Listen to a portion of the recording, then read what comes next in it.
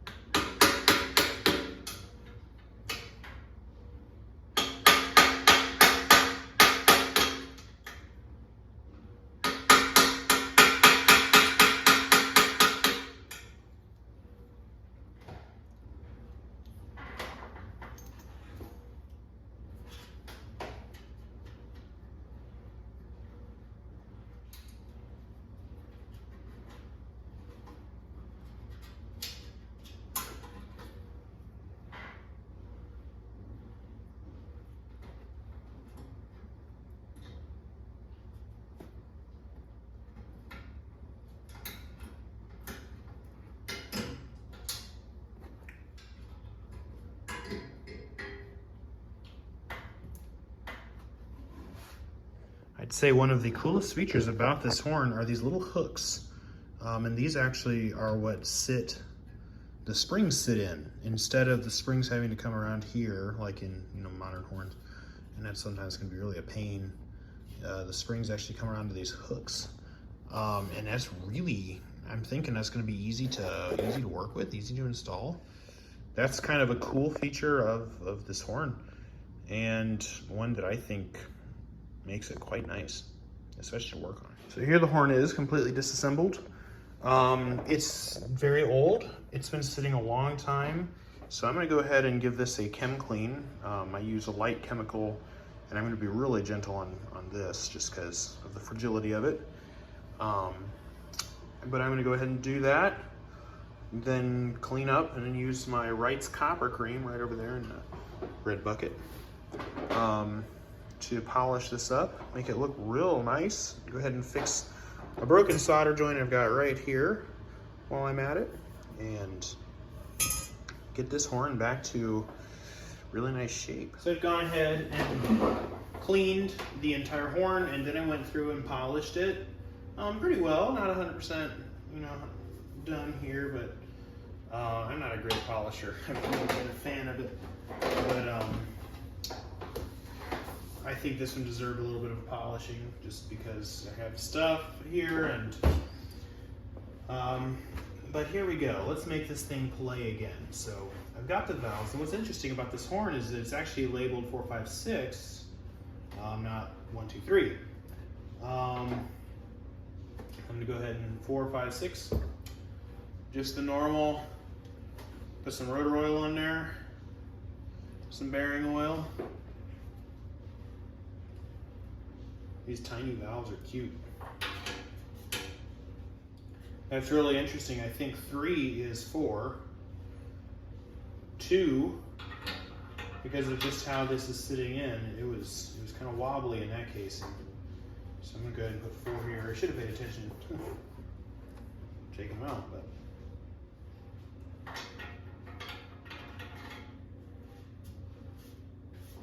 Oh yeah, they're sitting in nice and tight.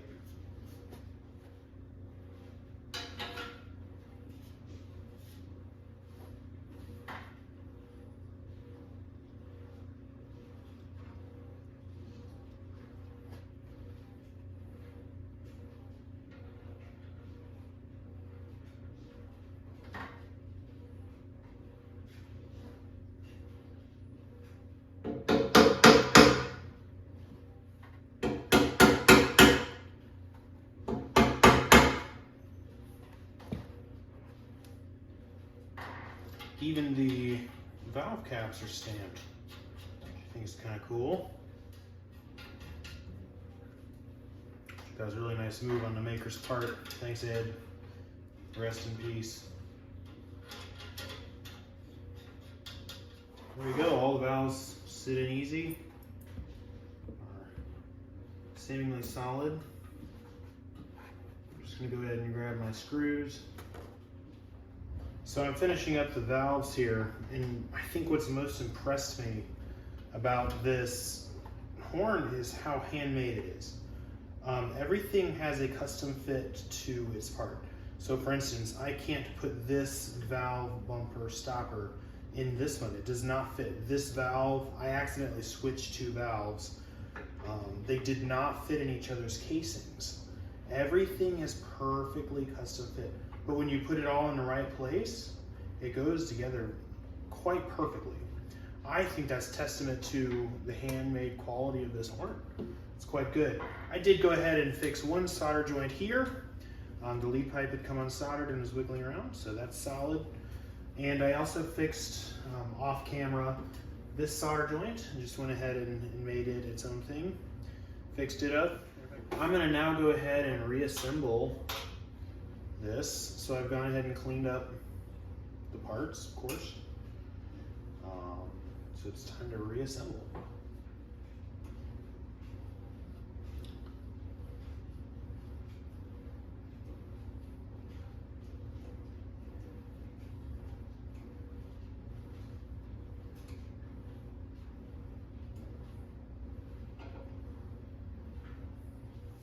I just made the depressing realization that I do not have horn springs. So I think I'm gonna go harvest some off some other horn real fast.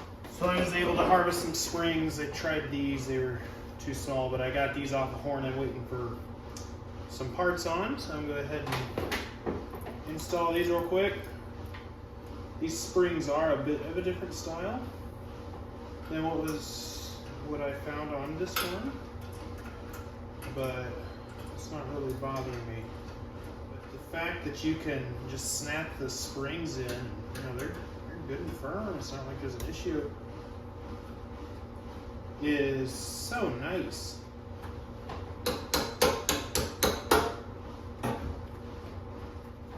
And there we go. These are all plenty strong now. They were all pretty weak before.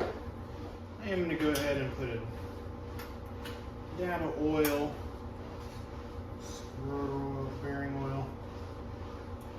These just to keep them well lubricated. Love it if they're quieter. There we go. That's hugely improved. I'm just going to go ahead and soak these linkages pretty well.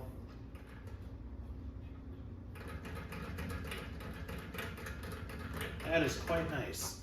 So now the final step, I'm just going to go ahead and lubricate really fast. I've switched over to this lubricant from Fariz. Here goes this repaired slide. Reset, oh yeah. Fits perfectly in. There's nothing not carefully made about this horn.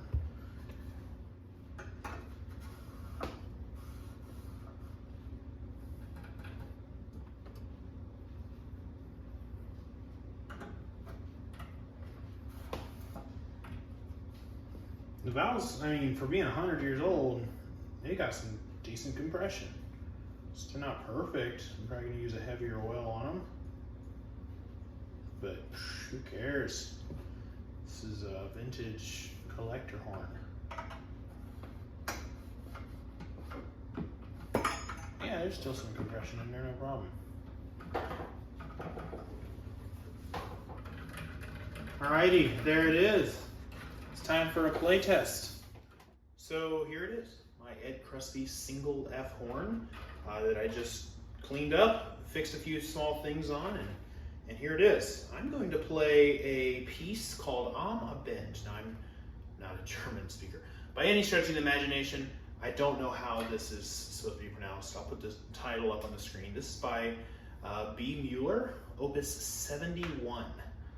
And it was written in 1910, copyrighted in 1910 by a company in Leipzig, Germany. This horn, I believe, was made in Germany around this time, which is kind of cool. So I thought it'd be a neat piece to play on this horn for you guys. And this is actually a solo that very well may have been played on this horn by whoever owned it back in the early 1900s. Am a Bend by B. Ed Mueller.